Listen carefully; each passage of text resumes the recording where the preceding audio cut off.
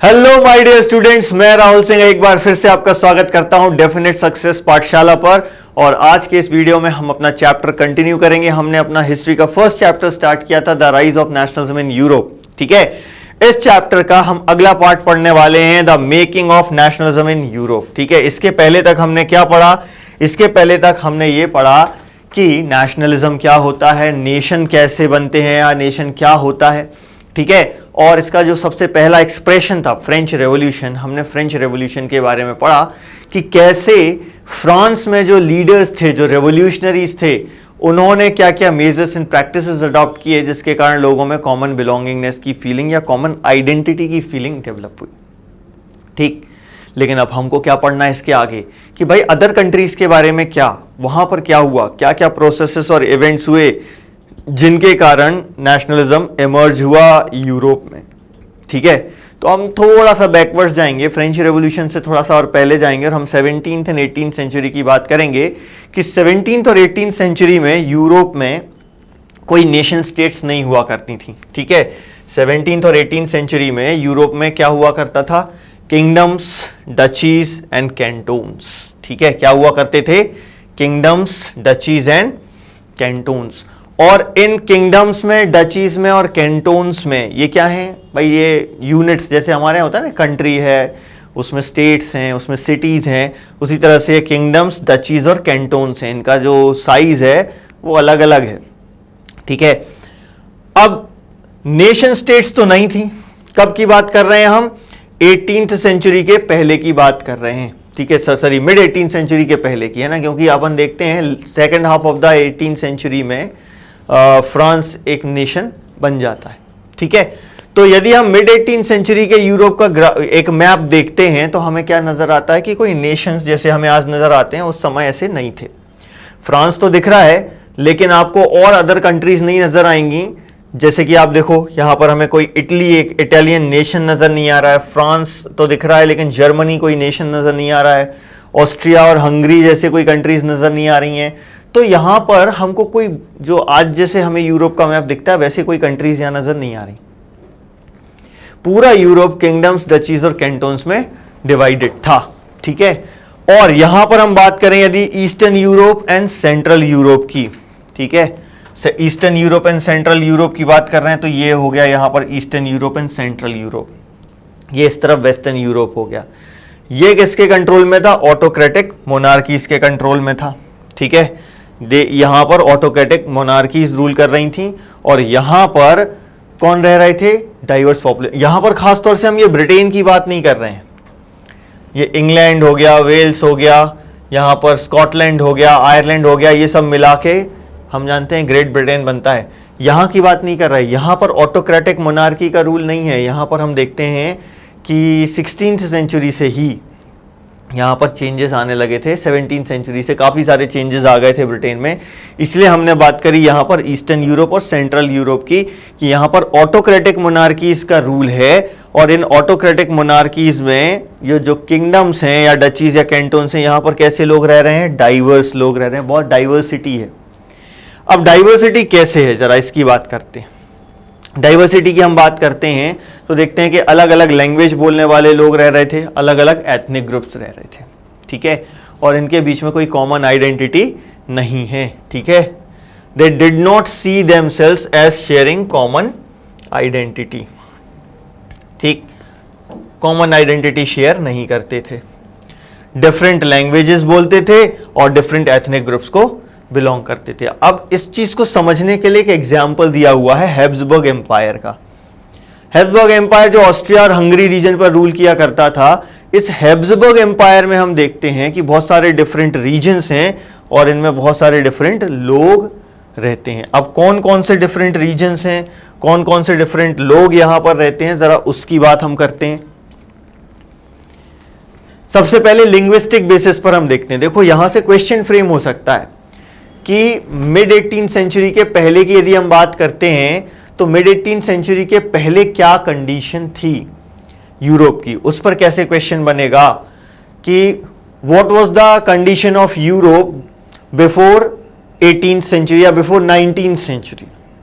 ऐसे क्वेश्चन बन सकता है, या how can you say that there were no nation states in Europe before 19th century, है ना। इस तरीके से क्वेश्चन फ्रेम हो सकता है, या जो हमने थ्योरी पढ़ी है उसी में से बीच में से कोई लाइन उठा के और उसमें क्वेश्चन फ्रेम कर देंगे और बोलेंगे एक्सप्लेन करो इस चीज को, ठीक।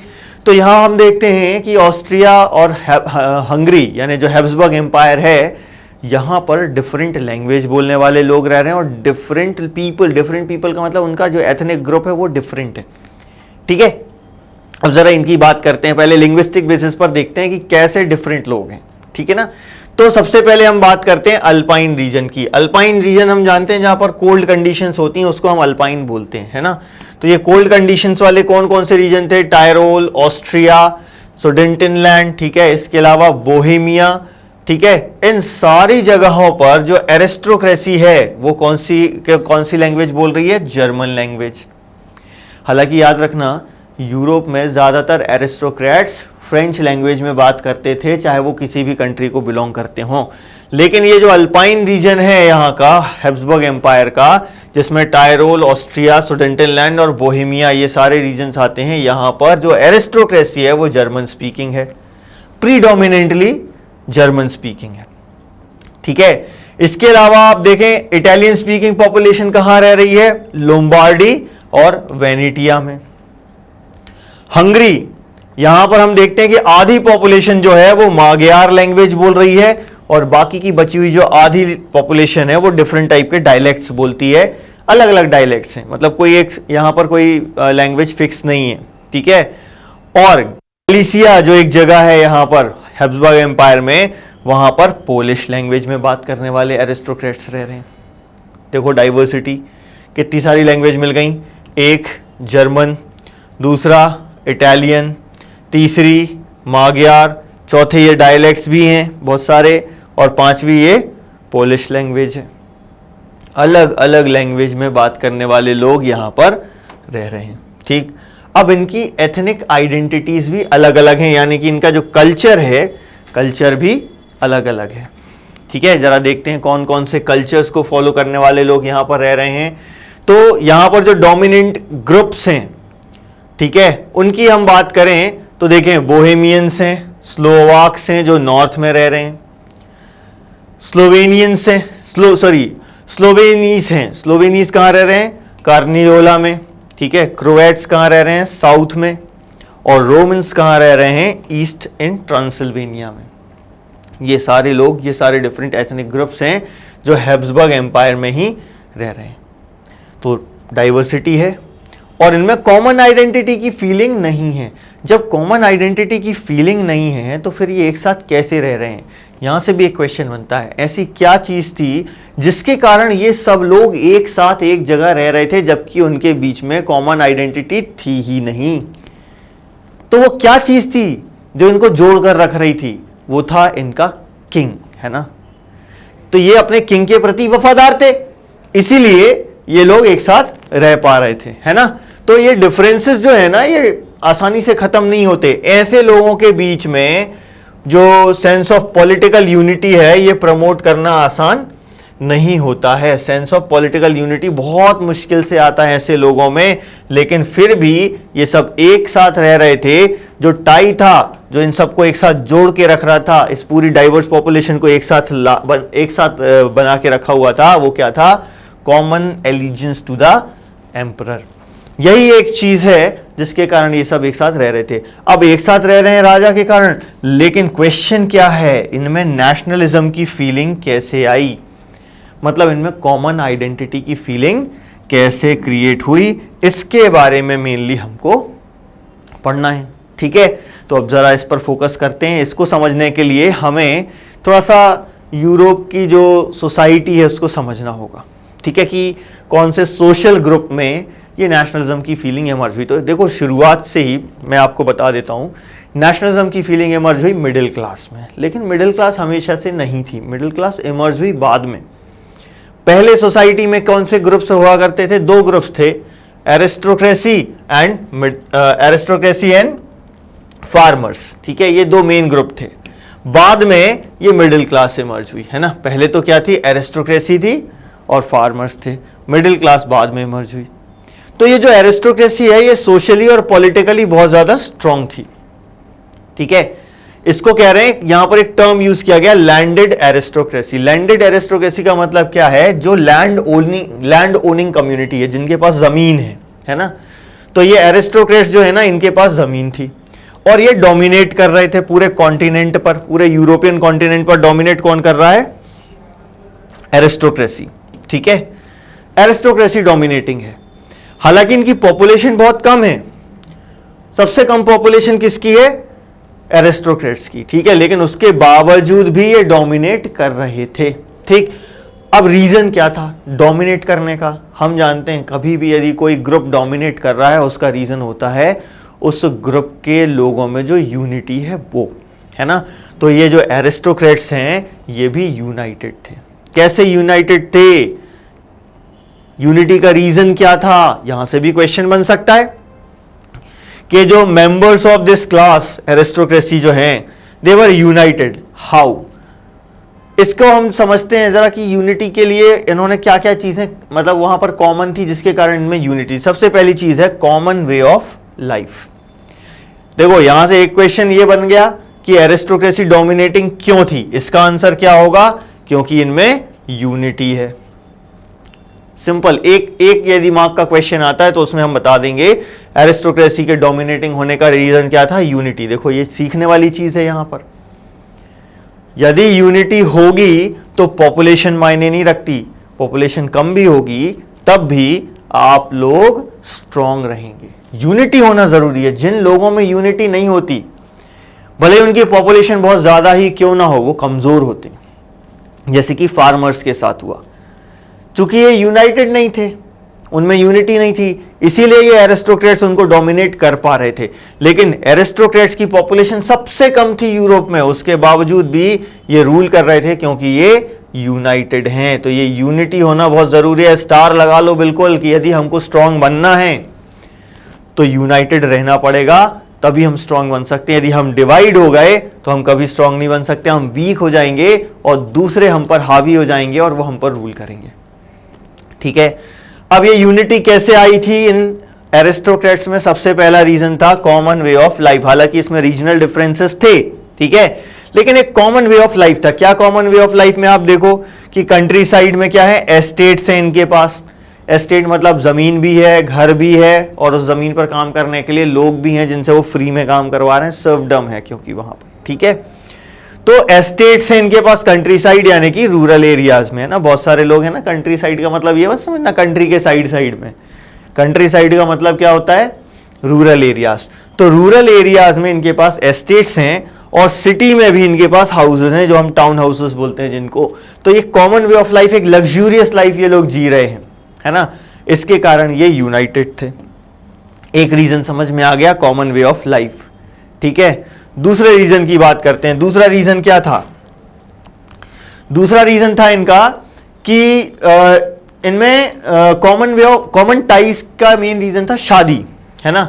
तो बहुत सारे लोग जो बहुत सारी जो फैमिलीज थी ना, टाइज ऑफ मैरिज के कारण वो यूनाइटेड थी। टाइज ऑफ मैरिज ये हम बहुत पहले से देखते आ रहे हैं, हमारे यहाँ पर या दुनिया में आप कहीं भी जाओ, जब पॉलिटिक्स की बात आती है तो ये टाइज ऑफ मैरिज से डिफरेंट जो हाउसेस होते हैं वो एक दूसरे से कनेक्टेड होते हैं। तो यहाँ पर भी टाइज ऑफ मैरिज के कारण ये एक दूसरे से कनेक्टेड थे। और तीसरी इंपॉर्टेंट चीज थी लैंग्वेज, फ्रेंच लैंग्वेज, ठीक है। ये लोग फ्रेंच लैंग्वेज, मैंने अभी आपको बताया था, पूरे यूरोप के जो एरिस्टोक्रेट्स हुआ करते थे वो कौन सी लैंग्वेज का यूज करते थे, फ्रेंच लैंग्वेज का यूज करते थे for the purpose of diplomacy and in high society. Diplomacy मतलब क्या होता है, जब एक कंट्री दूसरी कंट्री से बातचीत कर रही तो वो डिप्लोमेसी कहलाती है ना। तो ये जो कंट्री है, सारे यूरोप की कोई भी कंट्री हो, वहां पर जो रहने वाले एरिस्टोक्रेट्स हैं वो क्या कर रहे हैं, वो एरिस्टोक्रेट्स डिप्लोमेसी के लिए फ्रेंच लैंग्वेज। अब देखो कॉमन लैंग्वेज बहुत जरूरी है, यदि कॉमन लैंग्वेज नहीं होगी ना तो भी यूनिटी आना बड़ा मुश्किल होता है। इसीलिए हम बात करते हैं कि जब कोई कंट्री है ना तो उस कंट्री में कॉमन लैंग्वेज होना बहुत जरूरी है लोगों में यूनिटी होने के लिए। और इसीलिए हमारी गवर्नमेंट प्रमोट करती है हिंदी को। ये गवर्नमेंट की ऑफिशियल पॉलिसी है। क्लास 10th में हम सिविक्स में पढ़ते हैं भाई, ये चीज हमारी गवर्नमेंट की ऑफिशियल पॉलिसी है, प्रमोशन ऑफ हिंदी। इंपोज नहीं करते, इंपोजिशन ऑफ हिंदी हमारी पॉलिसी नहीं है।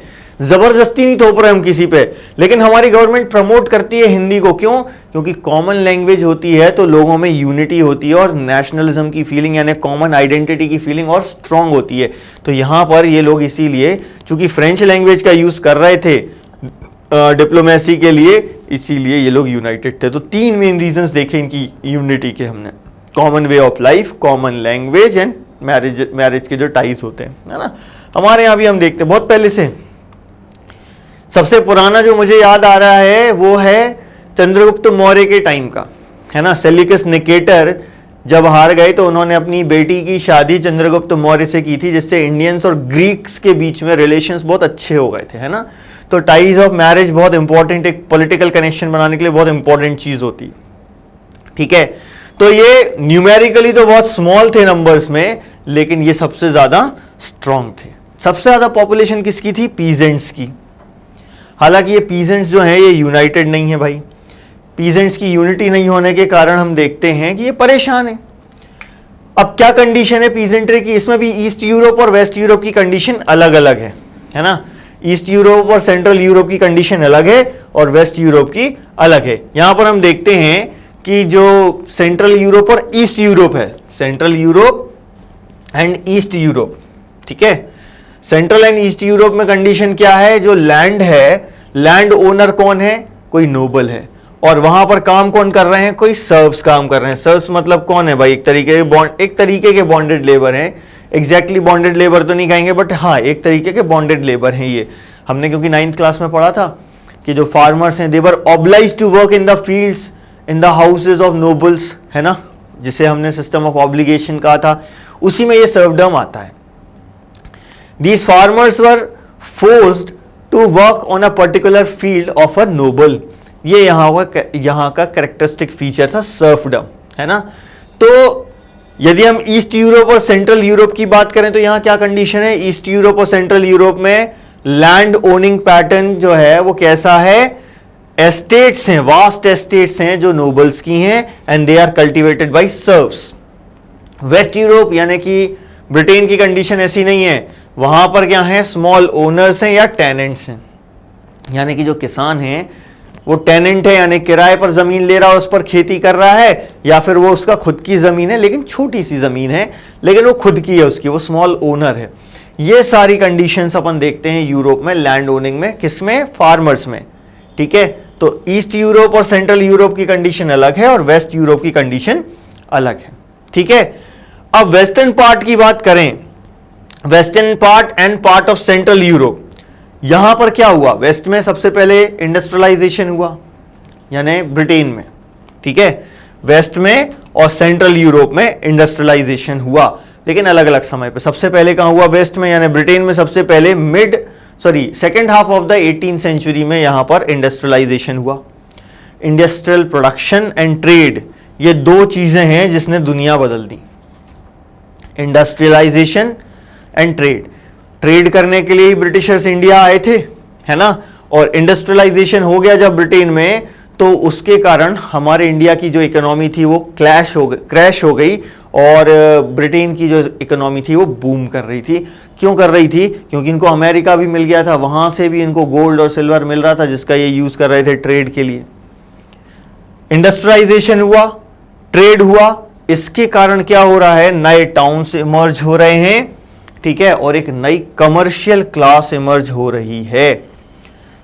ये कमर्शियल क्लास जो है, इसकी जो एग्जिस्टेंस है वो इस इंडस्ट्रियलाइजेशन और ट्रेड पर ही बेस्ड है।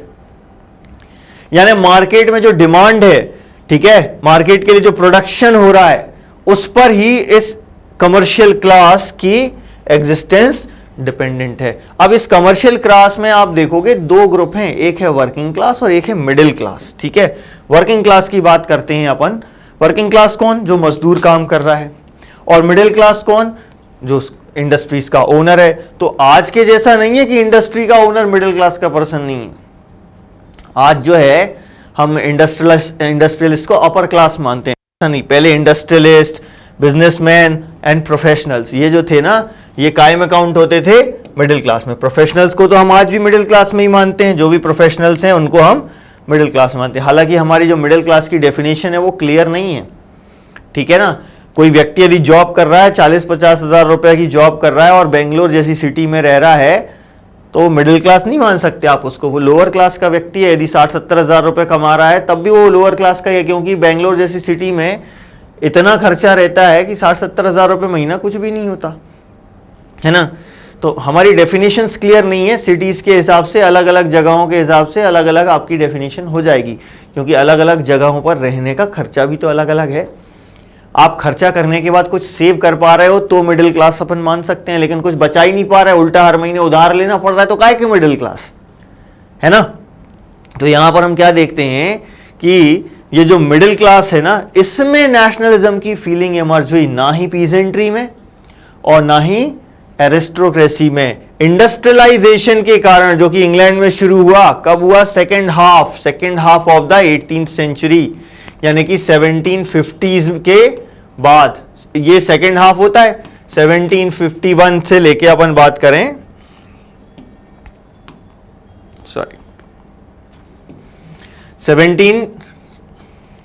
1751 से यदि हम बात करें 1800 तक, ये होगा second half of the 18th century. ये वो टाइम था जब इंग्लैंड में इंडस्ट्रियलाइजेशन हुआ।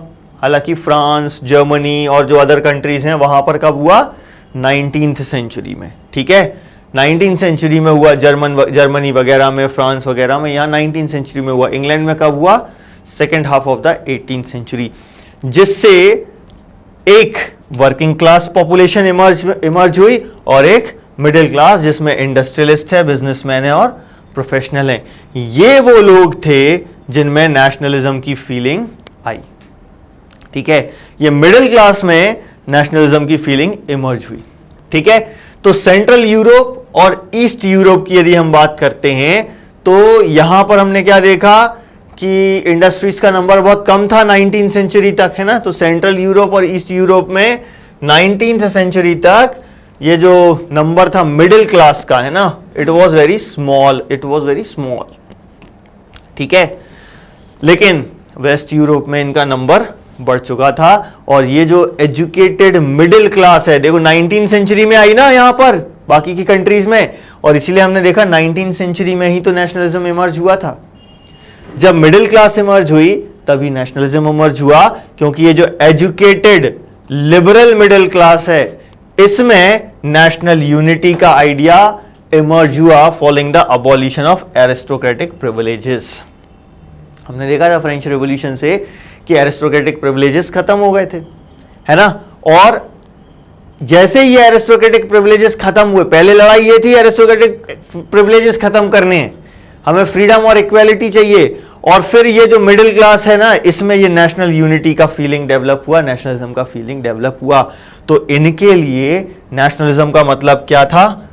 एक्चुअली में देखा जाए तो लिबरलिज्म, ठीक है। तो हम अब अपने अगले टॉपिक पर आ रहे हैं इसी में, कि ये लिबरलिज्म जो है ना, ये है क्या? What did the liberal nationalism stands for. अब हमको जरा बात करनी है कि ये लिबरलिज्म, या लिबर का जो मतलब है, लिबर मतलब फ्री होता है, जब हम इसको नेशनलिज्म से जोड़ते हैं तो इसके क्या क्या मीनिंग हमारे सामने आते हैं। नेशनल लिबरलिज्म का तो सिंपल मीनिंग हम जानते हैं, फ्रीडम, ठीक है। तो जब हम बात करते हैं यूरोप में मिडिल क्लास की, तो इनके लिए उस समय नेशनलिज्म मतलब था फ्रीडम, जिसके लिए ये सब ये एक हो रहे थे, जिसके लिए इन सब में कॉमन आइडेंटिटी की फीलिंग आ रही थी, है ना। कॉमन आइडेंटिटी की फीलिंग आ रही है, आजादी चाहिए, लेकिन आजादी किससे? कोई क्या दूसरी कंट्री का व्यक्ति आकर इन पर रूल कर रहा था? नहीं भाई, इनको आजादी चाहिए मोनार्की से, इनको आजादी चाहिए एरिस्टोक्रेटिक प्रिविलेजेस से, इनको आजादी चाहिए चर्च के जो गलत प्रैक्टिसेस हैं उनसे, इन सब चीज़ों से आज़ादी की लड़ाई थी। तो ये जो नेशनल यूनिटी के आइडिया की जो हम बात कर रहे हैं अर्ली 19th सेंचुरी यूरोप में, ये किस चीज़ से जुड़ा हुआ था? लिबरलिज्म से जुड़ा हुआ था। और इस लिबरलिज्म का जो मीनिंग है ना, अलग अलग समय पर अलग अलग है। सिंपल मीनिंग तो हमें मालूम है, लिबर का मीनिंग होता है फ्री, लेकिन इसका मीनिंग अलग अलग समय पर अलग अलग है। जैसे कि फॉर मिडिल क्लास इसका मीनिंग क्या था? लिबरलिज्म का meaning equality before law and freedom of for individual. यहां से क्वेश्चन बन सकता है आपको, what was the meaning of liberalism for middle class? तो क्या था इनके लिए, मिडिल क्लास वालों के लिए लिबरलिज्म का मीनिंग? फ्रीडम ऑफ इंडिविजुअल, हर एक व्यक्ति आजाद हो, किसी को सर्फडम परफॉर्म ना करना पड़े, कोई किसी का स्लेव ना हो, किसी का गुलाम ना हो, ये था इनके लिए meaning freedom for individual and equality of all before law, सभी लोग आजाद हों और सब इक्वली ट्रीट किए जाएं, है ना। इक्वलिटी बिफोर लॉ का मतलब क्या होता है कि मैं हूं या कोई भी एक रिच पर्सन है या कोई एक पुअर पर्सन है, इसका एग्जांपल है, फॉर एग्जांपल मुझे कंपेयर कर लेते हैं किसी से भी, मान लीजिए मैं हूं या मेरे देश के प्रधानमंत्री हो, कोई भी हो, यदि हमने क्राइम एक जैसा किया है तो हमें सजा भी एक जैसी मिलनी चाहिए, ठीक है। ये होता है इक्वालिटी बिफोर लॉ। तो मिडिल क्लास के लिए फ्रीडम का मतलब था इक्वालिटी बिफोर लॉ, सबके लिए लॉ एक जैसा हो, चाहे वो कोई अमीर हो या गरीब हो, यदि सेम क्राइम किया है तो सेम पनिशमेंट मिलनी चाहिए। ये थ्योरेटिकली होता है, हालांकि प्रैक्टिकली हम जानते हैं कि ऐसा नहीं होता, इसके कई सारे रीजंस होते हैं, लाइक करप्शन, है ना, एक बहुत बड़ा मुद्दा है करप्शन, जिस पे अपन अभी यहाँ पर डिस्कस नहीं कर सकते हैं, बट हाँ आप सब लोग जानते हैं करप्शन होता है और उसके कारण ये जो थ्योरी है ये प्रैक्टिस में नहीं आ पाती है ना। तो ये तो बात हो गई मिडिल क्लास के लिए। और भी बहुत सारे मीनिंग है लिबरलिज्म के। सबसे पहले एक और मीनिंग हम देखते हैं पॉलिटिकली लिबरलिज्म का मीनिंग क्या था। Politically liberalism stood for government by consent. Consent मतलब क्या होता है, सहमति, ठीक है। ऐसी सरकार जो सभी की सहमति से बनाई गई हो। अब इलेक्शंस होते हैं, हम वोट डालते हैं, जिसको मेजॉरिटी मिलती है वो गवर्नमेंट फॉर्म करता है, ठीक है। और इस पर हम चर्चा करते हैं कि यार किसको वोट देना चाहिए, किसको नहीं देना चाहिए। इलेक्शन में पार्टीज कैंपेन्स करती हैं, वो अपनी पॉलिसीज बताती हैं कि हम जब पावर में आएंगे तो हम क्या करेंगे, ये सारी चीजें इसमें होती हैं। Government by consent, politically liberalism का मतलब क्या होता है, गवर्नमेंट बाय कंसेंट। ये यूरोपियन के कॉन्टेक्स्ट में हम बता रहे हैं, ठीक है ना। फिर फ्रेंच रेवोल्यूशन के बाद से तो इसका मीनिंग बदल गया। लिबरलिज्म का मीनिंग क्या हो गया फ्रेंच रेवोल्यूशन के बाद से, liberalism stood for end of autocracy and clerical privileges, यानी कि नोबल्स के प्रिविलेजेस खत्म कर दो और क्लर्जी यानी कि जो चर्च में जो जिनके पास स्पेशल पावर्स थी वो खत्म कर दो। अब कॉन्स्टिट्यूशन हमने देखा था, फ्रांस में एक कॉन्स्टिट्यूशन बनाया गया था, and a representative government through parliament. ये था फ्रेंच रेवोल्यूशन के टाइम से। 19वीं सेंचुरी में इसमें एक और चीज ऐड हो गई। क्या ऐड हो गई, इनवायलेबिलिटी ऑफ प्राइवेट प्रॉपर्टी। ये भी लिबरलिज्म में ऐड हो गया, ठीक है। हालांकि यहां पर हम देख रहे हैं कहीं पर भी लिबरलिज्म का मीनिंग यूनिवर्सल अडल्ट फ्रेंचाइज नहीं है, ठीक है। कहीं पर भी यहां हमने समझ लिया यूनिवर्सल अडल्ट फ्रेंचाइज की बात नहीं हो रही है कहीं पर भी, ठीक है। लिबरलिज्म हुआ, लिबरलिज्म में हमने बोला वोटिंग राइट मिलने चाहिए, लेकिन यहां हमने देखा कि विमेन के और नॉन प्रॉपर्टाइड मैन के वोटिंग राइट की कोई बात ही नहीं हो रही है ना। तो विमेन और नॉन प्रॉपर्टाइड मैन के वोटिंग राइट के बारे में कहीं पर कोई चर्चा नहीं हो रही थी। हमको यहां पर देखना है कि भाई सिर्फ जैकोबिन गवर्नमेंट का एक छोटा सा टाइम पीरियड था जहां पर जो यूनिवर्सल मेल सफरेज आया था, लेकिन विमेन तो अपने वोटिंग राइट के लिए कंटिन्यूसली लड़ती ही रही, है ना। अब हमें पढ़ना है इकोनॉमिकली, ठीक। इकोनॉमिकली क्या मीनिंग था। इकोनॉमिक स्फीयर में हम देखते हैं कि लिबरलिज्म का मीनिंग क्या था, है ना। इकोनॉमिकली क्या होगा भाई, वो भी फ्रीडम चाह रहे हैं कि भाई उनको ट्रेड करने का फ्रीडम हो, वो सामान यहां से वहां ले जा सकें फ्रीली, है ना।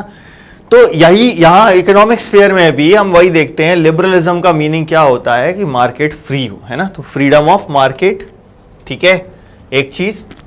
और दूसरा, जो रिस्ट्रिक्शंस गवर्नमेंट लगा देती है चीजों के मूवमेंट पर, वो रिस्ट्रिक्शंस हटा दिए जाए, है ना। तो abolition of state impose restrictions, सरकार ने जो रिस्ट्रिक्शन लगाया, उस समय मोनार्की हुआ करती थी, तो abolition of state impose restrictions on the movement of goods and capital, ये था इकोनॉमिकली लिबरलिज्म। यदि ये हो जाता है तो ट्रेड करना आसान हो जाएगा, बिजनेस करना आसान हो जाएगा, ये सब आसान हो जाएगा ना।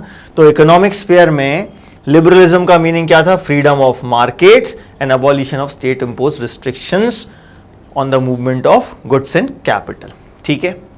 तो ये मेन डिमांड थी जो ये मिडिल क्लास, ये क्योंकि मिडिल क्लास इमर्ज कैसे हुई, आपने 9th क्लास में फ्रेंच रेवोल्यूशन में ये चीज पढ़ी है कि मिडिल क्लास इमर्ज कैसे हुई, ठीक है। यूरोप में मिडिल क्लास के इमर्ज होने के दो मेन रीजंस थे, एक ओवरसीज ट्रेड और दूसरा मैन्युफैक्चरिंग। तो इंडस्ट्रीज में क्या हो रही थी, मैन्युफैक्चरिंग हो रही थी, और दूसरा क्या, ट्रेड, ओवरसीज ट्रेड। जैसे ब्रिटिशर्स इंडिया आए ट्रेड करने के लिए, फ्रेंच आए, डच आए, ये सब आए इंडिया ट्रेड करने के लिए, है ना।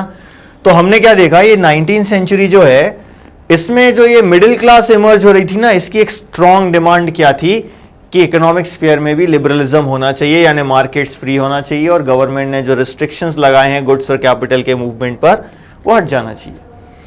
अब ये डिमांड थी इनकी, कैसे पता चला हमें, इसको समझने के लिए हमारे पास एक एग्जाम्पल है जर्मनी का, ठीक है। हालांकि उस समय जर्मनी जैसी कोई कंट्री बनी नहीं थी, लेकिन जर्मन स्टेट्स हुआ करती थी जहां जर्मन लैंग्वेज में बोला जाता था, बात की जाती थी। तो हम उन जर्मन स्टेट का एग्जाम्पल ले रहे हैं कि भाई नेपोलियन बोनापार्ट ने क्या किया था, बहुत सारी छोटी छोटी सी जर्मन स्टेट्स हुआ करती थी, और उसने इन सारी छोटी छोटी सी जर्मन स्टेट्स को कन्वर्ट कर दिया था 39 स्टेट्स में। इनकी एक कॉन्फेडरेशन बना दी, इनका एक संघ बना दिया एक तरीके से।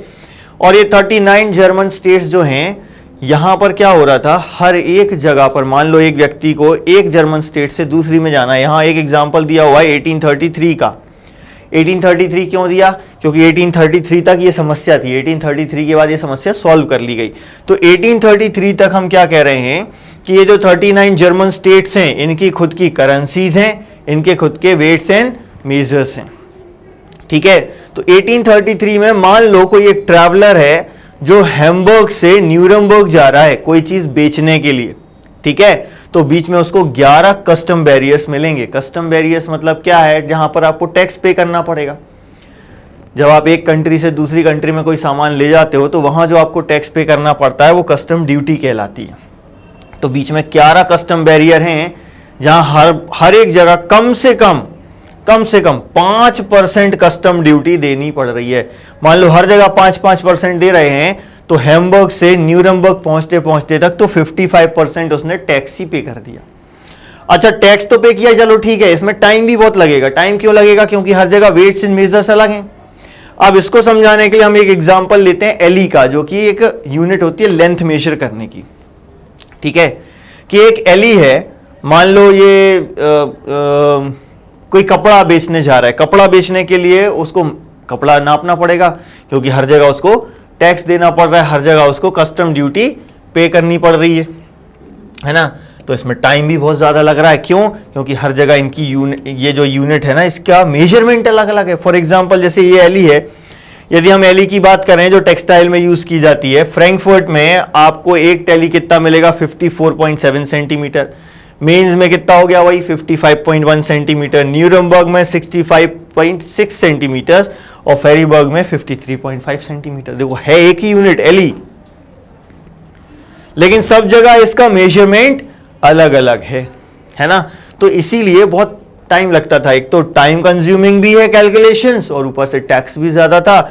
इससे क्या ट्रेड फ्रीली हो पाएगा, आसानी से ट्रेड तो नहीं हो पाएगा। तो लोग क्या चाह रहे हैं, ये कस्टम ड्यूटीज हट जाएं, क्योंकि ये क्या है, एक ऑब्स्टेकल है। क्या है ये, एक ऑब्स्टेकल है। किस चीज के लिए ऑब्स्टेकल है, ये इकोनॉमिक ग्रोथ के लिए, है ना।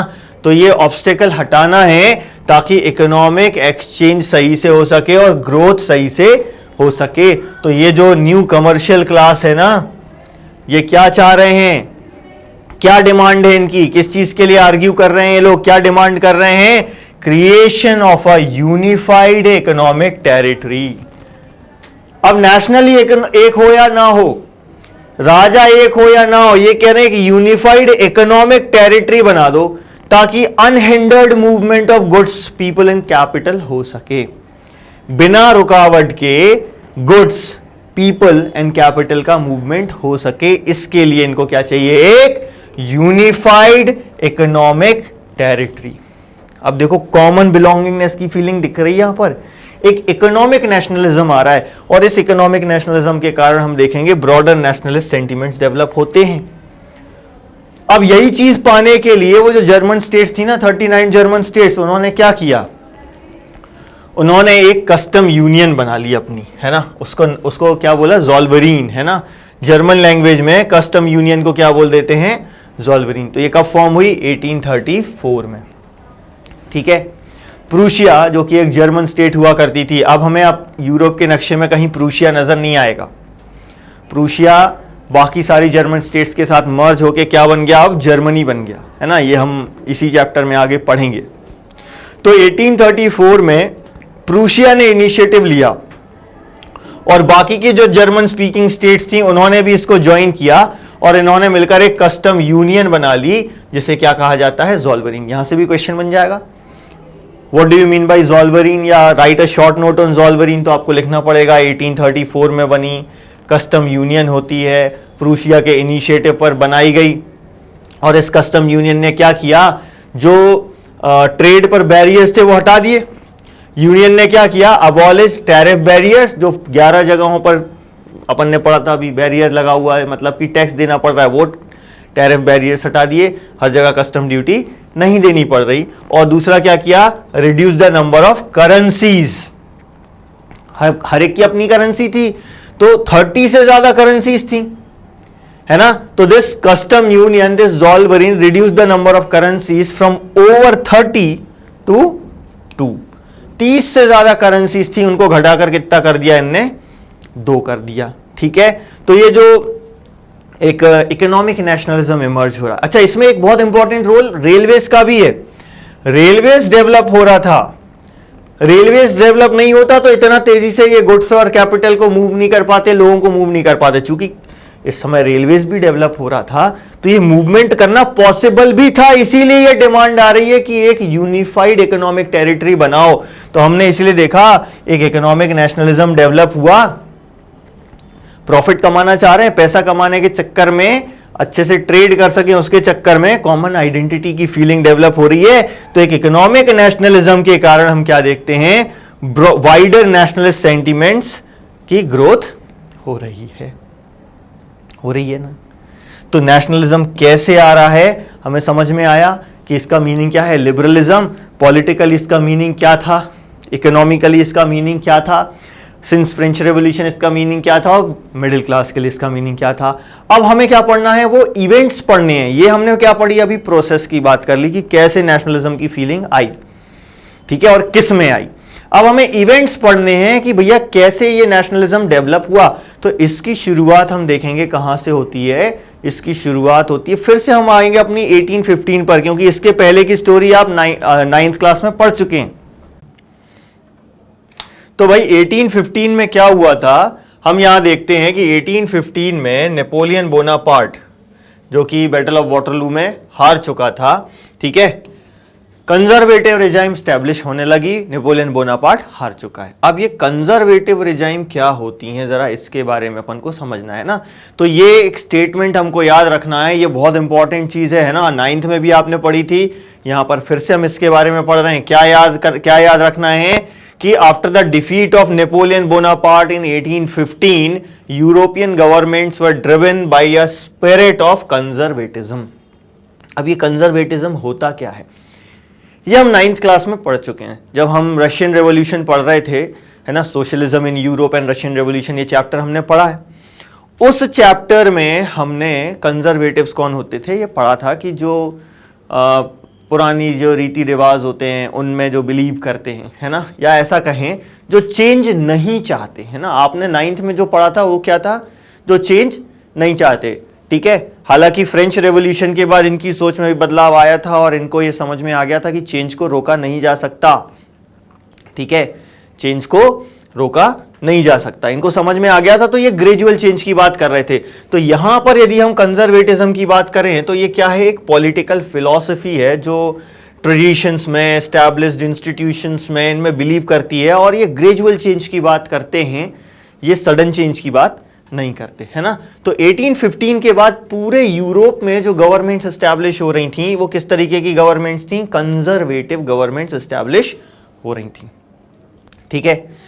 अब ये कंजर्वेटिव्स जो थे ये क्या चाहते थे, ये कंजर्वेटिव्स ये चाहते थे कि ये जो एस्टैब्लिश्ड ट्रेडिशनल इंस्टीट्यूशंस हैं, यानी एस्टैब्लिश जो पहले से हैं, जो ट्रेडिशनल इंस्टीट्यूशंस हैं, है ना, एस्टैब्लिश्ड ट्रेडिशनल इंस्टीट्यूशंस किसके, स्टेट एंड सोसाइटी के, इनको प्रोटेक्ट किया जाना चाहिए और प्रिजर्व किया जाना चाहिए। अब कौन कौन से इंस्टीट्यूशंस हैं सोसाइटी के, कौन कौन से इंस्टीट्यूशन है स्टेट के जिनको ये प्रिजर्व करने की और प्रोटेक्ट करने की बात कर रहे हैं? स्टेट के इंस्टीट्यूशंस लाइक मोनार्की, चर्च, ठीक है, सोसाइटी के आ गए ये, सोशल हायरार्की, प्रॉपर्टी, फैमिली, ये ऐसे इंस्टीट्यूशंस हैं जिनको ये प्रोटेक्ट करने की बात कर रहे हैं। आई बात समझ में? इन सारे इंस्टीट्यूशंस को प्रोटेक्ट करने के लिए बोले। हालांकि देखो ये कंजर्वेटिव्स हैं, लेकिन ये नेपोलियन के पहले, अभी हमने क्योंकि देखा 1815 में, जब 1804 से 1815 तक नेपोलियन एक रूल था और उसने बहुत सारे चेंजेस किया। अभी हमने पढ़ा था कि कैसे उसने नेपोलियन एक कोड या सिविल कोड इंप्लीमेंट किया और एडमिनिस्ट्रेटिव रिफॉर्म्स किए।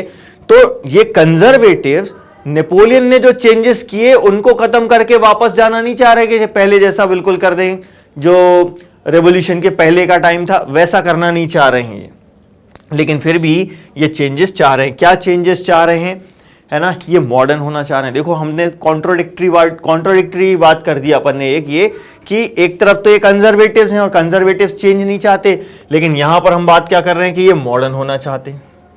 मॉडर्न होना चाहते हैं भाई।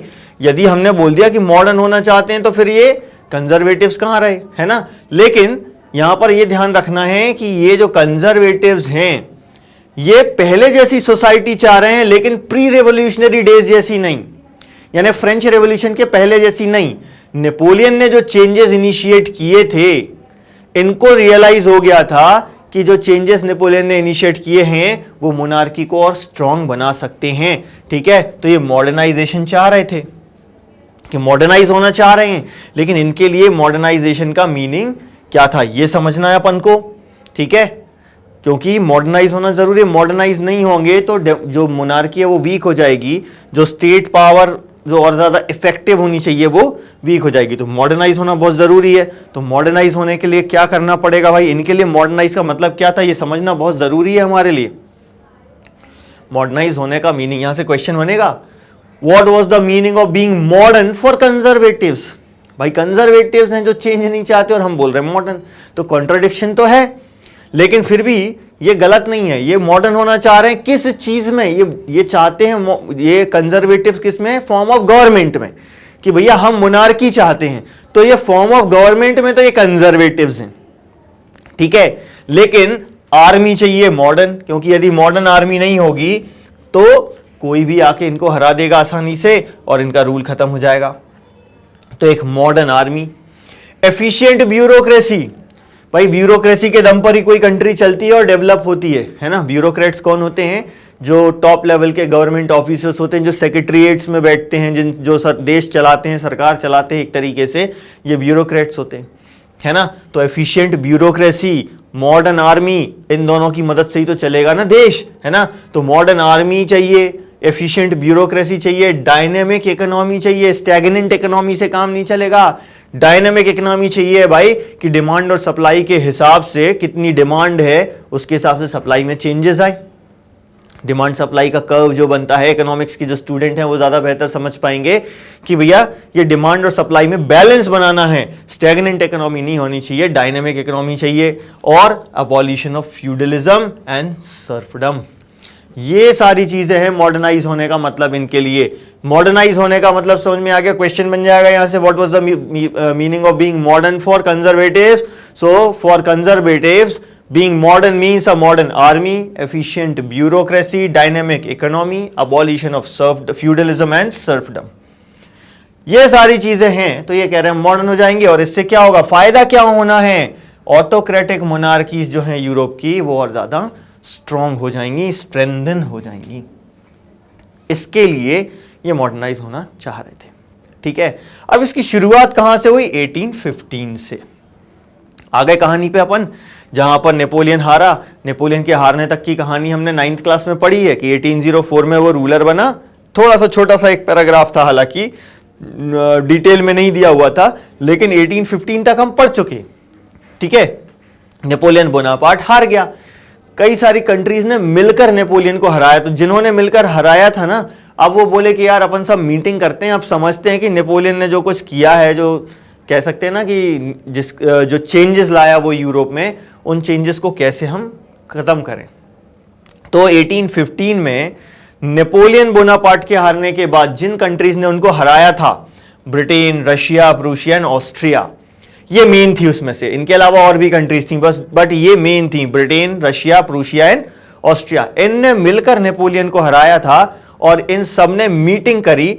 मीटिंग करी तो मीटिंग को बोलते कांग्रेस, उस समय बोलते थे। कांग्रेस के अलग अलग मीनिंग्स होते हैं ना, तो यहां पर जो कांग्रेस, वियना कांग्रेस की हम बात कर रहे हैं, ठीक है। वियना में जो इन्होंने मीटिंग करी उसको बोलते हैं वियना कांग्रेस।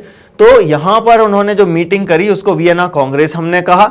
और इस वियना कांग्रेस को होस्ट किया ऑस्ट्रिया के चांसलर ड्यूक मेटरनिच ने, ठीक है।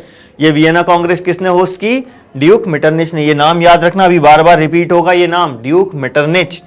ऑस्ट्रिया के चांसलर थे। जैसे इंडिया में प्राइम मिनिस्टर की पोस्ट होती है, जर्मनी, ऑस्ट्रिया, इन सारी कंट्रीज में चांसलर की पोस्ट होती है, ठीक है। तो यहां ये ऑस्ट्रिया के चांसलर थे ड्यूक मेटरनिच। इन्होंने होस्ट करी मतलब सब लोग वियना पहुंचे, जो कि कहां पर है? ऑस्ट्रिया में है। वहां पर ये मीटिंग कन्वीन की जा रही है और ये सोचा जा रहा है कि भाई नेपोलियन ने जो कुछ किया है उसको हम कैसे सही करें, ठीक है। तो अब ये वियना कांग्रेस के ऊपर एक इंपॉर्टेंट क्वेश्चन बनता है, ठीक है। या आपको सिंपल एक क्वेश्चन आ सकता है कि right in detail about the treaty of Vienna, ठीक है। तो 1815 में ये जो ट्रीटी ऑफ वियना हुई है, इसके बारे में अपन को डिटेल में पढ़ना है कि इसका पर्पस क्या था और इस ट्रीटी से क्या क्या चेंजेस आए, ठीक। क्वेश्चंस ध्यान से सुनते चलना, क्योंकि इन्हीं क्वेश्चंस के आंसर आपको लिखने पड़ेंगे एग्जाम में। तो कैसे इनके आंसर्स लिखते हैं हम, वो भी साथ में मैं आपको बताता चल रहा हूं, ठीक है। तो ट्रीटी ऑफ वियना से, इस ट्रीटी ऑफ वियना का मेन ऑब्जेक्टिव क्या था, क्यों साइन की गई ये ट्रीटी? तो इसका ऑब्जेक्टिव क्या था? नेपोलियन बोनापार्ट के टाइम पर यूरोप में जो जो चेंजेस आए हैं उनको पहले जैसा करना, मतलब अंडू करना, है ना। तो इसका ऑब्जेक्टिव क्या था इस ट्रीटी का? Undoing most of the changes that had come about in Europe during Napoleonic wars. इनको पहले जैसा करना, ये इसका ऑब्जेक्टिव था। अब ये सारी चीजें पहले जैसा करने के लिए ये ब्रिटेन, रशिया, ऑस्ट्रिया और प्रूशिया ने क्या किया? सबसे पहले इन्होंने पहला स्टेप क्या लिया? ये पहला स्टेप हो गया बॉर्बन डायनेस्टी। याद है लुइस 16 जिस डायनेस्टी को बिलोंग करता था, Bourbon dynasty. This Bourbon dynasty जो फ्रेंच रेवोल्यूशन के टाइम पर हटा दी गई थी, डिपोज कर दी गई थी, ठीक है, इसको वापस से रिस्टोर किया गया फ्रांस में, ठीक है।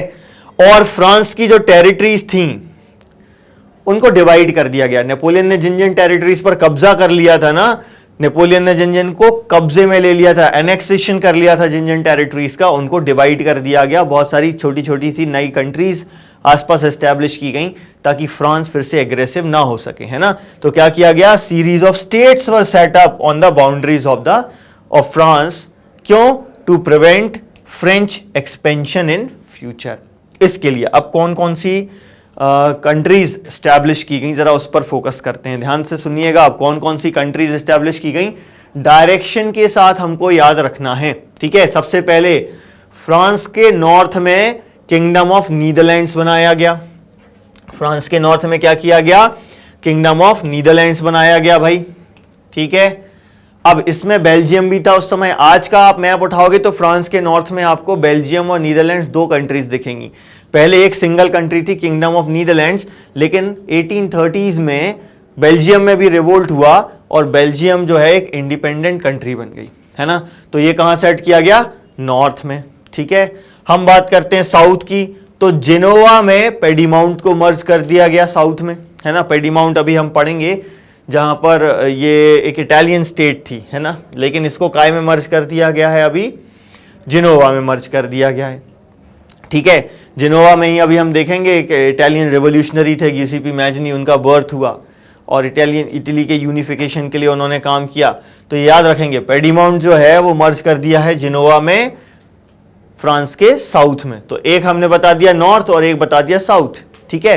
फ्रांस के वेस्ट में देखने का कोई ज्यादा सेंस नहीं है, वहां पर हमको क्या दिखेगा? ओशन दिखेगा, सी दिखेगा, ठीक है। अब बात करते हैं ईस्ट की। ईस्ट में प्रूशिया जो थी, प्रूशिया एक कंट्री जो आगे चल के जर्मनी में कन्वर्ट होगी, है ना। Prussia was given important territories, ठीक है। एंड ऑस्ट्रिया को भी कंट्रोल मिला नॉर्दर्न इटली का, ठीक। नॉर्दर्न इटली किसको मिल गया? ऑस्ट्रिया को। और प्रूशिया को भी इंपॉर्टेंट टेरिटरीज मिली, कौन सी? सेक्सोनी वाला पार्ट इसको मिला, ठीक। हालांकि नेपोलियन ने जो जर्मन स्टेट्स की एक कॉन्फेडरेशन बनाई थी, 39 जर्मन स्टेट्स की एक कॉन्फेडरेशन इसने बनाई थी, उसको एज इट इज छोड़ दिया गया। हमने पढ़ा था कि ज़ोल्वरीन बनी थी प्रूशिया के इनिशिएटिव पर 1834 में, है ना। ये वही 39 जर्मन स्टेट्स हैं। देखो थोड़ा सा जंबलिंग हुई है यहाँ पर, तो कंफ्यूज मत हो जाना। वहां पर जब हम लिबरलिज्म का मीनिंग इकोनॉमिकली समझ रहे थे तो उसमें हमने वो एग्जाम्पल लिया था। यहाँ पर हम वियना की ट्रीटी जो हुई थी उसके बारे में बता रहे हैं कि कौन कौन सी स्टेट्स कहाँ सेटअप की गई। तो हमने बताया कि नॉर्थ में किंगडम ऑफ नीदरलैंड्स बना जिसमें बेल्जियम है, साउथ में जिनोवा के साथ क्या मर्ज हो गया, पेडीमाउंट मर्ज हो गया, ठीक है। और प्रूशिया को इंपॉर्टेंट टेरिटरी मिली सैक्सोनी की, और इटली किसको, नॉर्दर्न इटली किसको मिल गया, ऑस्ट्रिया को, ठीक है। और जो 39 स्टेट्स की 39 जर्मन स्टेट्स की एक कॉन्फेडरेशन बनाई थी उसको एज इट इज छोड़ दिया गया, इसमें कोई भी चेंजेस नहीं किए गए। साथ ही पोलैंड की बात करें, पोलैंड किसको मिल गया, रशिया को मिल गया पोलैंड, ठीक है। रशिया को पोलैंड मिल गया और प्रूशिया को क्या मिल गया, सैक्सोनी मिल गया, ठीक है। ये याद रखना है अपन को, ये सारे पार्ट अपन को याद रखना है, कौन सा पार्ट किसको मिला, कहां कौन सी कंट्री बनी, ये इसीलिए याद रखना है क्योंकि ये बहुत इंपॉर्टेंट क्वेश्चन है, आपको एग्जाम में पूछा जाता है ट्रीटी ऑफ वियना के बारे में, तो आपको ये सारे पॉइंट्स लिखने पड़ेंगे, ठीक। और फिर से एक और बार हम याद कर लेते हैं, इसका ऑब्जेक्टिव क्या है, जो भी नेपोलियन ने किया था, जिस तरीके के चेंजेस उसके टाइम पर आए थे उनको अंडू करना, ठीक है। और अंडू करेंगे तो क्या होगा, ओल्ड मोनार्कीज को वापस से रीस्टैब्लिश करना है, जैसे कि बॉर्बन डायनेस्टी को रिस्टैब्लिश किया, तो इसका मेन इंटेंशन क्या था, रिस्टोर द मोनार्कीज, जो कि हटा दी गई थी नेपोलियन के द्वारा, ठीक है। और एक नया कंजर्वेटिव ऑर्डर क्रिएट करना यूरोप में, ठीक। तो 1815 में हम क्या देखते हैं, कंजर्वेटिव मोनार्कीज एस्टैब्लिश हो रही थी थ्रू आउट द यूरोप, ये कंडीशन है। लेकिन भैया सब लोग इतनी आसानी से इनको एक्सेप्ट नहीं करेंगे, कुछ लोग अपोज भी करेंगे, लेकिन ये कंजर्वेटिव्स हैं, क्या ये अपोज करने देंगे, बिल्कुल नहीं करने देंगे, बिल्कुल सहन नहीं करेंगे ये, बिल्कुल जरा सा भी किसी ने कुछ अपोज किया उसको पनिशमेंट मिलेगा, ठीक है। तो क्या हुआ जरा ये देखते हैं अब अपन, कि किसी भी तरीके का डिसेंट या क्रिटिसिज्म ये एक्सेप्ट नहीं कर रहे हैं, ठीक है। बिल्कुल भी टॉलरेशन नहीं है, 0% टॉलरेंस इस चीज के लिए। ये जो कंजर्वेटिव्स हैं कोई भी इनको क्रिटिसाइज नहीं कर सकता, कोई इनकी बुराई नहीं कर सकता, ठीक है। तो इनकी एक्टिविटीज को रोकने के लिए कोई इनको क्वेश्चन ना कर सके कंजर्वेटिव्स को, तो इनकी एक्टिविटीज को रोकने के लिए गवर्नमेंट ने क्या किया, सेंसरशिप लॉज इंपोज कर दिए, ज्यादातर यूरोपियन गवर्नमेंट्स ने, ठीक है। किसी भी तरीके का डिसेंट या क्रिटिसिज्म ये एक्सेप्ट नहीं कर रहे हैं, इनकी एक्टिविटीज को रोकना है। कर्ब का मीनिंग क्या होता है, रोकना, कंट्रोल करना, है ना। टू कर्ब द एक्टिविटीज जो इनके रूल करने के तरीके पर सवाल उठा रही हैं, है ना। रूल करने के तरीके पर जो भी एक्टिविटीज सवाल उठा रही हैं उनको रोकना है, ठीक है। और ऑटोक्रेटिक गवर्नमेंट के ऑथेंटिक होने पर, लेजिटिमेसी का मतलब क्या होता है, ऑथेंटिक होना या लीगल होना, है ना। तो ऑटोक्रेटिक गवर्नमेंट जो स्टैब्लिश हुई है, ऑटोक्रेटिक का मीनिंग क्या होता है, जो क्रूएलिटी से रूल कर रही है, एक तरीके से देखा जाए तो ये ऑटोक्रेटिक गवर्नमेंट्स के ऊपर कोई भी क्वेश्चन कर रहे हैं, ऐसी एक्टिविटीज को रोकने के लिए इन्होंने सेंसरशिप लॉ इंपोज कर दिया। सेंसरशिप का मतलब क्या होता है, किसी चीज पर रोक लगा देना, जैसे कि कोई भी न्यूज़पेपर हो, बुक हो, प्ले हो, सॉन्ग हो, कोई भी चीज हो, बिना किंग के ऑफिसर्स की परमिशन के पब्लिश नहीं होगा, ठीक है। ये होती है सेंसरशिप, बिना किंग की परमिशन के, बिना किंग की ऑफिसर्स के परमिशन के ये कोई भी चीज पब्लिश नहीं होगी। पहले किंग के जो ऑफिसर्स हैं वो इनको चेक करेंगे, वो देखेंगे कि कहीं इसमें कुछ ऐसा तो नहीं है जो हमारे मोनार्क को क्रिटिसाइज कर रहा है, उनकी बुराई कर रहा है, या फ्रीडम और लिबर्टी के आइडियाज जो फ्रेंच रेवोल्यूशन से इमर्ज हुए थे इनको प्रमोट कर रहा है। यदि ऐसी कोई भी चीज है जो लिबर्टी और फ्रीडम, जिसे एंड नहीं होना चाहिए वैसे तो ये और होना चाहिए, क्योंकि एक ही बात होती है लिबर्टी और फ्रीडम, आजादी। तो ये लिबर्टी या फ्रीडम के जो आइडियाज को कोई भी बुक हो, न्यूज़पेपर हो, प्ले हो, सॉन्ग हो, कुछ भी ऐसा जो इसको प्रमोट कर रहा है, उसको रोकने के लिए सेंसरशिप लॉ लगा दिए, ठीक है। कोई भी चीज हो वो ना किंग को क्रिटिसाइज कर सकती है और ना ये आइडियाज प्रमोट कर सकती है, ठीक है। लेकिन इसके बावजूद भी लोग मोटिवेट होते रहे, क्योंकि फ्रेंच रेवोल्यूशन जो है ना, फ्रेंच रेवोल्यूशन ने लोगों को बहुत ज़्यादा मोटिवेट किया है ना। तो ये जो फ्रेंच रेवोल्यूशन की जो मेमोरी थी ना, ये कंटिन्यूसली लोगों को मोटिवेट करती रही, ठीक है। और यहां पर जो एक बहुत बड़ी डिमांड थी उस समय के जो लिबरल नेशनलिस्ट थे उन लोगों की, वो क्या थी? लिबरल नेशनलिस्ट की डिमांड थी फ्रीडम ऑफ प्रेस, क्योंकि प्रेस के थ्रू ही आप अपनी आवाज लोगों तक पहुंचा सकते हो। इसीलिए इनकी सबसे बड़ी डिमांड क्या थी? Freedom of press. यहां से क्वेश्चन बन सकता है, what was one of the major issues taken up by the liberal nationalist during the conservative regime in Europe? तो आप क्या बता देंगे? Freedom of press. ये इनकी सबसे बड़ी डिमांड थी, क्योंकि इसी के थ्रू ये लोगों तक पहुंच सकते थे, ठीक। ये याद रखना है अपन को। अब जब ये इस तरीके की एक्टिविटीज कर रहे हैं लोग, और जो कंजर्वेटिव गवर्नमेंट है वो इनकी एक्टिविटीज को रोक रही है ना। अब लोग अपोज कर रहे हैं, गवर्नमेंट उनको रोक रही है, उनको ऑपरेशन कर रही है, उनको मारेगी, पीटेगी, जेल में डाल देगी, है ना, जान से मारने की धमकी देगी, जान से मार भी सकती है। ये सब होगा तो लोग क्या करेंगे भाई? लोग धीरे धीरे विद्रोह करने लगेंगे, रिवोल्यूशनरीज बन जाएंगे वो। तो ये जो लिबरल नेशनलिस्ट हैं, जो अभी तो ये एग्रेसिव नहीं हुए, ये डिमांड कर रहे हैं पीसफुली, लेकिन अब धीरे धीरे ये रेवोल्यूशनरीज बन जाएंगे। लेकिन रेवोल्यूशनरी बनना भी इतना आसान नहीं था। 1815 में जो गवर्नमेंट्स फॉर्म हुई वो रिप्रेसिव गवर्नमेंट थी, ऑटोक्रेटिक मोनार्कीज थी। तो वो क्या कर रहे थे? ये जो लिबरल नेशनलिस्ट हैं उनको बहुत ज़्यादा परेशान कर रहे हैं। अब ये जो लिबरल नेशनलिस्ट हैं जब इनको परेशान कर रहे हैं तो ये रेवोल्यूशनरी बन रहे हैं। तो भैया 1815 में इनका क्या हो रहा है? रिप्रेशन हो रहा है। तो ये छुपेंगे, अंडरग्राउंड हो जाएंगे, ठीक है। लेकिन अंडरग्राउंड होकर ये क्या कर रहे हैं? ये सीक्रेट सोसाइटीज फॉर्म कर रहे हैं। सीक्रेट सोसाइटीज काम कर रहे हैं, मतलब फॉर्म कर रहे हैं पूरे यूरोप में, छुपकर ये सारे काम कर रहे हैं। इंडिया में भी देखो, जब रेवोल्यूशन चल रहा था, जब हमारा इंडिपेंडेंस के लिए स्ट्रगल चल रहा था, तो हमारे यहाँ भी ऐसी कई सारी ऑर्गेनाइजेशंस थी, ऐसे रेवोल्यूशनरीज थे जो छुपकर काम कर रहे थे। वो गवर्नमेंट के सामने ओपनली, पॉलिटिकल पार्टीज की तरह नहीं थे वो, कि जैसे पॉलिटिकल पार्टी क्या करती है? ओपनली अपोज करती है। जैसे कि उस समय कांग्रेस जो थी, कांग्रेस ओपनली क्रिटिसाइज कर रही थी ब्रिटिश गवर्नमेंट को और उसके अगेंस्ट मूवमेंट चला रही थी। लेकिन दूसरी तरफ भगत सिंह जैसे लोग भी थे, चंद्रशेखर आज़ाद जैसे लोग भी थे, जिन्होंने सीक्रेट सोसाइटीज़ बनाई थी या सीक्रेट पॉलिटिकल पार्टीज़ बनाई थी। तो ऐसे ही सीक्रेट सोसाइटीज़ यूरोप में भी फॉर्म हो रही थी और इसमें रेवोल्यूशनरीज को ट्रेनिंग दी जा रही थी। और क्या आइडियाज क्या थे उसके पीछे, मतलब रेवोल्यूशनरी होने का मीनिंग क्या था, ये बताया जा रहा था। वैसे तो सिंपल देखा जाए तो रेवोल्यूशनरी होने का मीनिंग क्या है? जो ऑटोक्रेटिक मोनार्कीज एस्टैब्लिश हुई हैं उनको अपोज करना, है ना। टू बी रेवोल्यूशनरी क्या था इस समय? रेवोल्यूशनरी होने का मीनिंग क्या था, ये अपन को याद रखना है। यहां पर क्वेश्चन बन सकता है, what was the meaning of being a revolutionary during the conservative regime in Europe? तो क्या था भाई at this time? Oppose monarchical forms that had been established after Vienna congress, यानी 1815 के बाद जिस तरीके की गवर्नमेंट्स फॉर्म हुई थी उनको अपोज करना, ठीक है। And fight for their liberty and freedom, अपनी आजादी के लिए लड़ना। ये दो चीजें यहां पर अपन को याद रखना है। रेवोल्यूशनरी होने का मतलब क्या था? ऑटोक्रेटिक मोनार्कीज के अगेंस्ट लड़ना और अपने फ्रीडम के लिए लड़ना, ठीक है। अब बहुत सारी ऐसी सीक्रेट सोसाइटीज बन रही थी जो नेशन स्टेट्स फॉर्म करना चाह रही थी। और ये भी अपन चाहें तो एक पॉइंट बना सकते हैं। जैसे अपन यदि मान लीजिए क्वेश्चन 3 मार्क का आता है तो 1 मार्क मिल जाएगा कि मोनार्कीज को अपोज करना, दूसरा बन जाएगा फ्रीडम के लिए लड़ना, और तीसरा हम ये बना सकते हैं कि नेशन स्टेट फॉर्म करना, ठीक है। तो ये जो रेवोल्यूशनरीज बन रहे थे, ये जो सीक्रेट सोसाइटीज बन रही थी, इनका जो टारगेट था वो क्या था?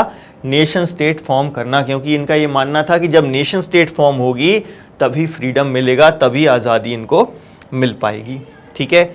ऐसे ही एक रेवोल्यूशनरी थे गियुसेप्पे मैज़िनी, ठीक है, जिनने इटली के लिए लड़ाई लड़ी, है ना, गियुसेप्पे मैज़िनी। ये नाम याद रखना भाई हमको, बहुत इंपॉर्टेंट है इनका नाम।